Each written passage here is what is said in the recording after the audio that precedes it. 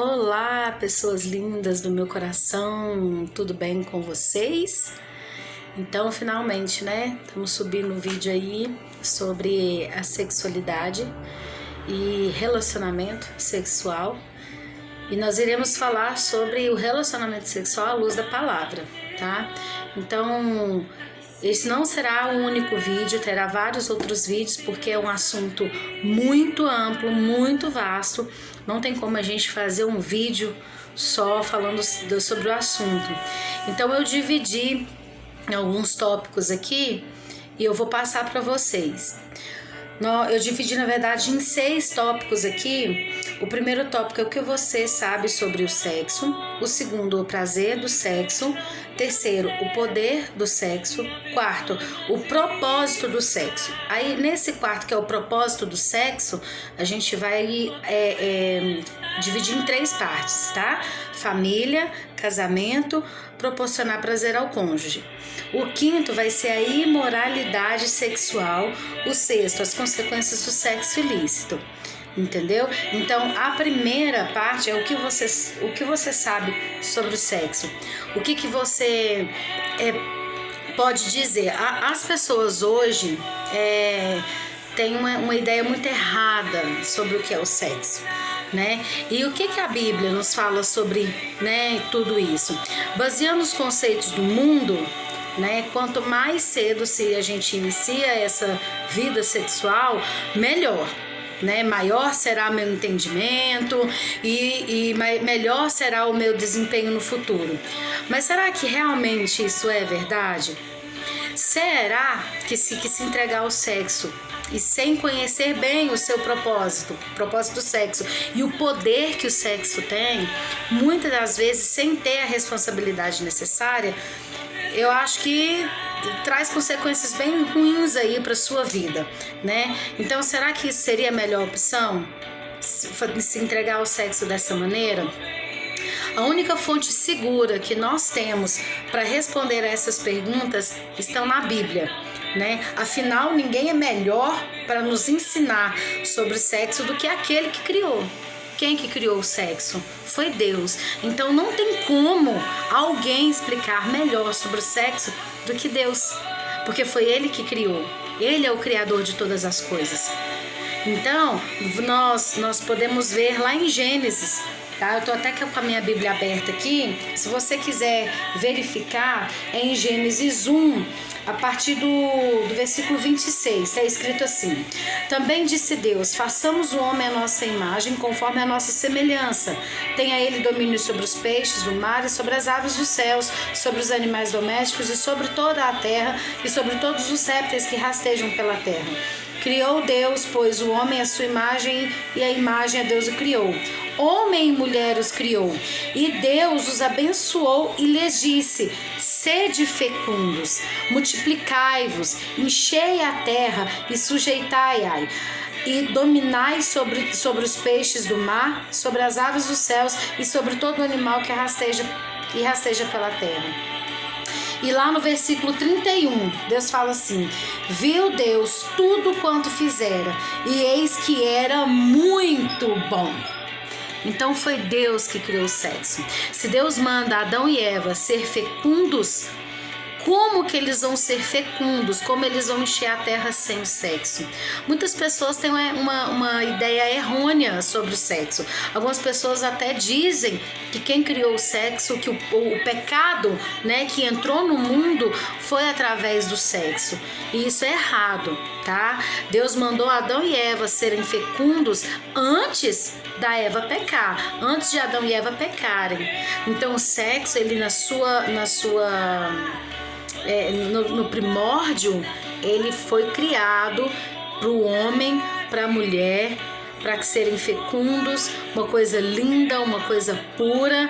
Por isso que o sexo tem um poder imenso na vida de quem o pratica, na vida do casal, tanto fisicamente quanto psicologicamente e espiritualmente. Por que espiritualmente? Porque foi Deus que fez.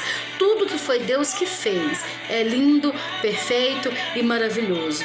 Então, o que acontece? Antes do pecado, o sexo era isso.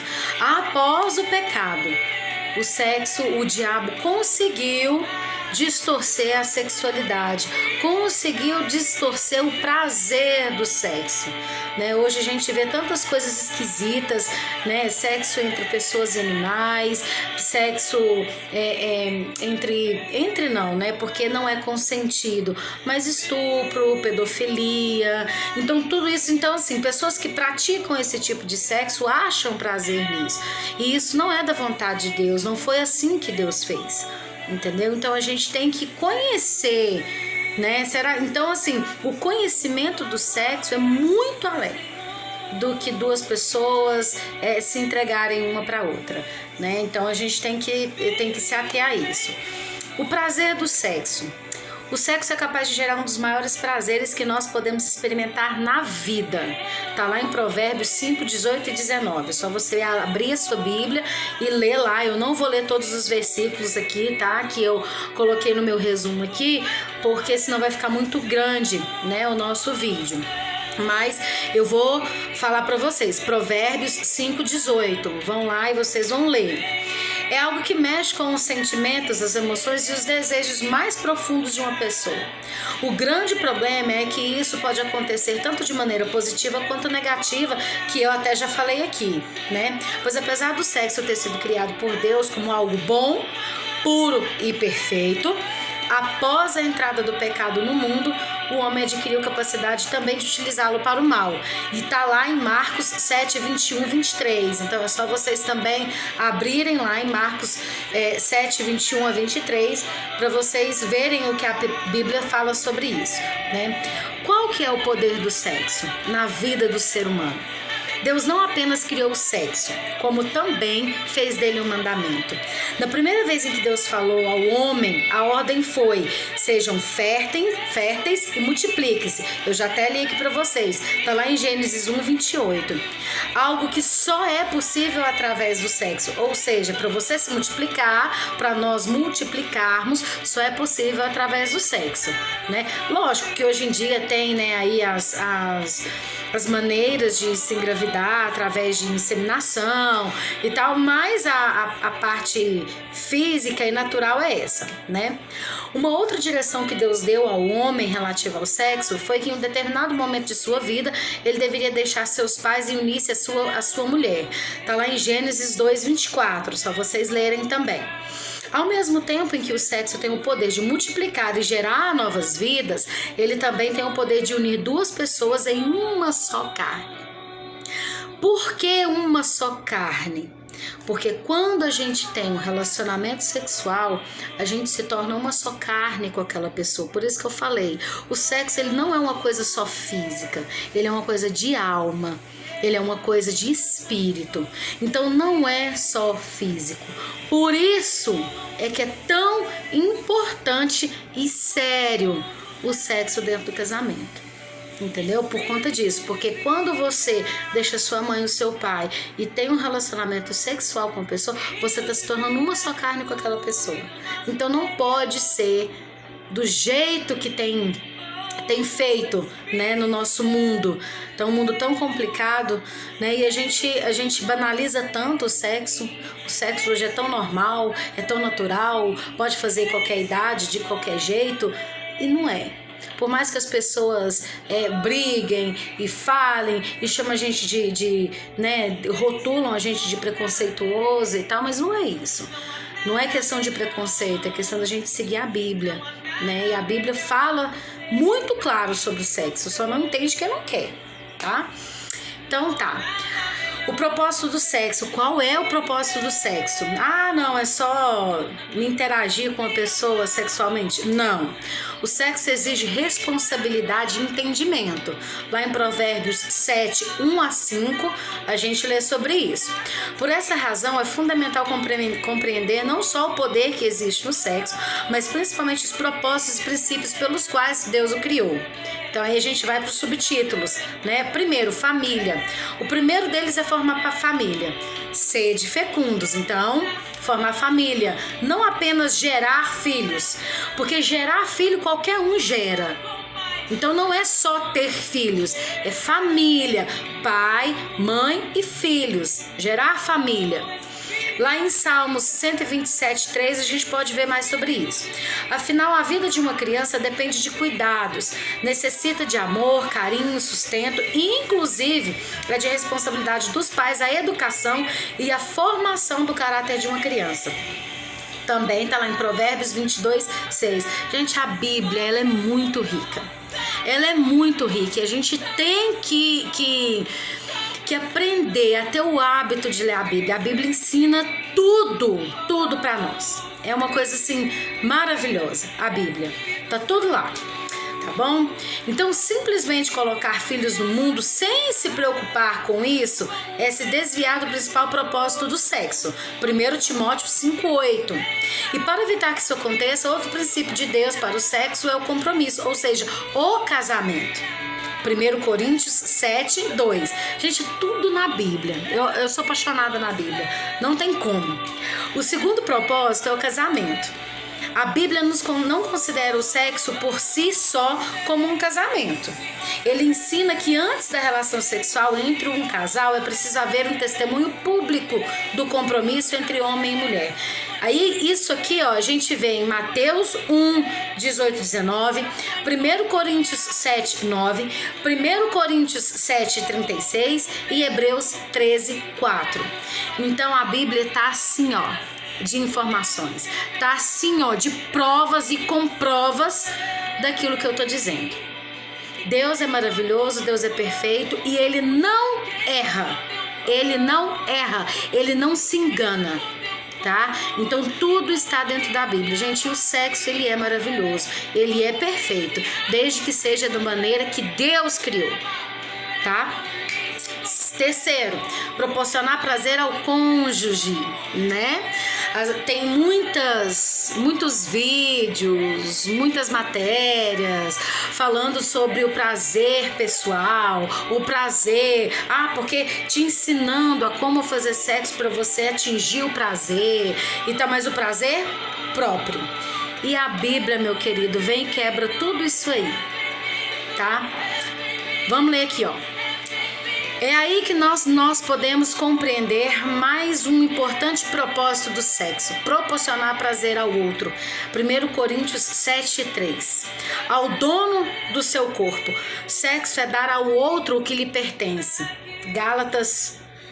Cânticos 2:16. Cânticos 2:16. Então, se eu me dou pro meu esposo de corpo, alma e espírito, e ele faz o mesmo comigo, aí o sexo é legal.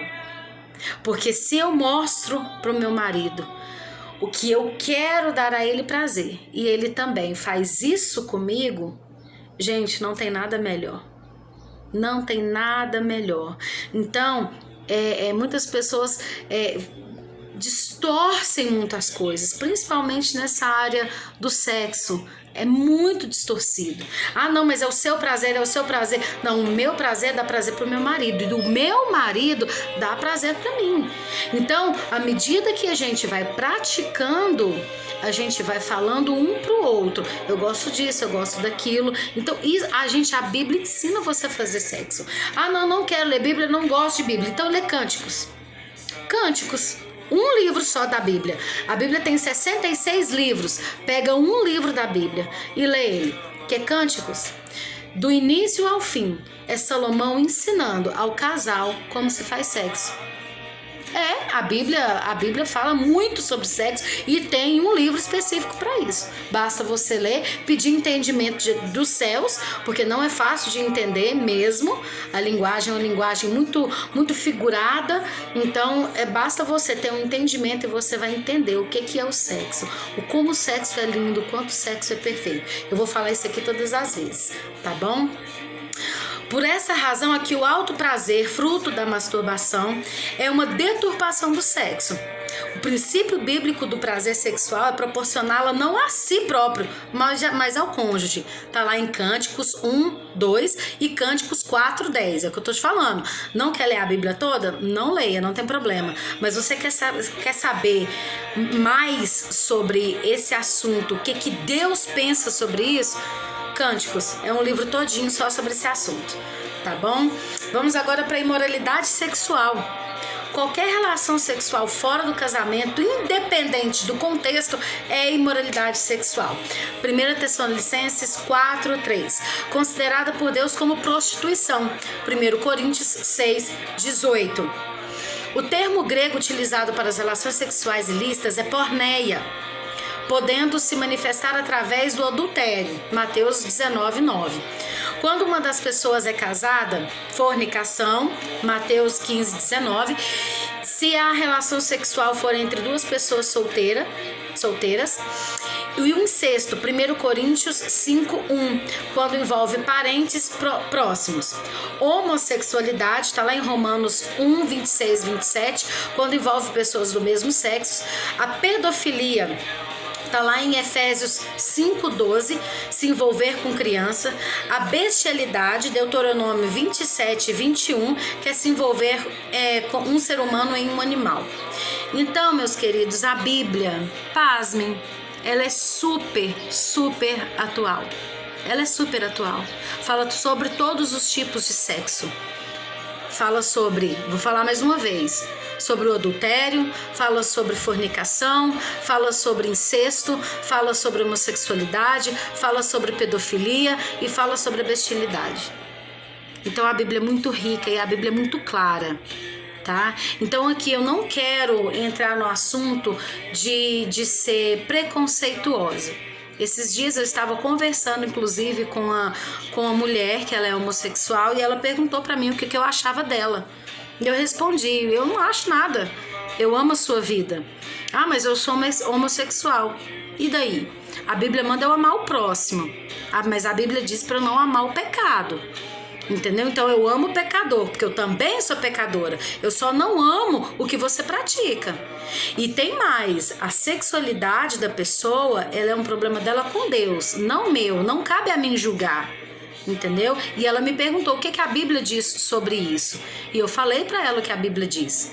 Mas eu não vou deixar de ser amiga, eu não vou deixar de gostar por conta disso. Mesmo porque o meu pecado é diferente do dela. Então é bobagem a gente querer entrar nesse assunto aqui de que o homossexual vai pro inferno. Eu não quero, não tô aqui para abordar esse assunto, tá? Porque existem vários outros pecados, né? E esse não é um pecado pior do que os outros. Isso é bobagem, tá? Mas o que eu quero dizer para vocês é o seguinte: Deus abomina. Tá? Deus abomina o adultério, Deus abomina a fornicação, que é o sexo antes do casamento. Sim, tá? Queira você, quer não, concordar ou não, a Bíblia ela não muda por conta do mundo. Ah, mas os tempos hoje são outros. E daí, meu querido? A Bíblia ela não vai mudar porque os tempos são outros, tá? A Bíblia ela não negocia princípios. Então, paciência. Se você acha isso ridículo, né? Fazer o quê? Mas a Bíblia diz. E aí fala sobre homossexualidade, sobre pedofilia e sobre a bestialidade. Então, todos essas referências eu vou deixar aqui na descrição do vídeo para que vocês confiram e leiam, não só, por exemplo, aqui ó, Deuteronômio 27:21. Não lê só o Deuteronômio 27:21. Lê o 20, lê o 19, lê o 18, lê tudo para que vocês possam entender, tá? As consequências do sexo ilícito. As consequências para quem pratica a imoralidade sexual são quase sempre destruidoras, principalmente para o cristão. Pessoa que é ímpia, ou seja, que ela não crê em Deus, que ela não crê na Bíblia, isso aqui não vai fazer diferença na vida dela, tá? Que profana o seu corpo, que é templo do Espírito Santo, e faz uma aliança com a prostituição. 1 Coríntios 6, 15 e 20. Por quê? Porque a Bíblia diz que o meu corpo é templo do Espírito Santo. Então o meu corpo, ele é templo do Espírito Santo. Você acha que o Espírito Santo vai habitar em qualquer templo, um templo sujo, um templo bagunçado? Eu acho que não. Então, meus queridos, nós temos que ter uma visão bem ampla do que é o sexo. O sexo não é só o ato em si, ele vai muito além disso, tá? Então, assim, eu vou deixar as descrições de todos os textos que eu falei aqui tá? Vou deixar tudo escritinho para você verificar, e eu quero que você verifique que não são coisas que eu estou tirando da minha cabeça para colocar no vídeo, não, tá? Tudo com base bíblica, tá bom? Então eu vou deixar aí na descrição. No segundo vídeo nós iremos abordar outros assuntos, tá bom? Em relação ao sexo, tá? Então os outros tópicos, os próximos tópicos será onde começa o pecado sexual, o desejo sexual pecaminoso, consequências eternas, o arrependimento, a vontade de Deus, o melhor caminho, o sexo abençoado por Deus. Então esse é só o primeiro de muitos, e depois eu vou esmiuçar mais sobre tudo isso aqui que eu falei muito por cima, muito por alto, só pra gente dar uma pequena introdução, tá ok? E eu espero que vocês se sintam abençoados, tá? Por esse vídeo, por essa pauta que eu tô abordando agora. Sexo é um assunto de extrema importância, que gera muita polêmica, e eu não estou aqui para gerar polêmica. Eu estou aqui para dizer a vocês o que a Bíblia diz, pensa sobre o assunto, tá ok?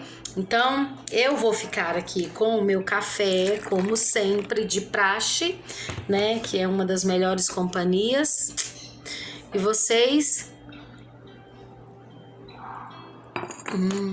não deixem de se inscrever no canal, dá um like, compartilha, comenta. Qualquer dúvida pode me mandar perguntas no direct lá no meu Instagram, Mari Pinheiro 611, tá bom? E até o próximo vídeo, tá bom, pessoas lindas do meu coração? Beijo, Deus abençoe muito a vida de vocês.